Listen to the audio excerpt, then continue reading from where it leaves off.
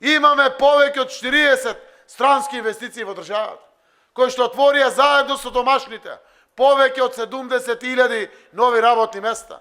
Невработеност од 25% на 15,9 падна. За време на пандемија продолжува да паѓа. Платите за време на пандемија растат. Ретко каде во светот се случуваат вакви економски параметри. Вториот квартал го завршивме со 13,1% раст на бруто домашниот продукт и продолжува да расте бруто домашното производство. Имаме инвестиции во стотици милиони евра.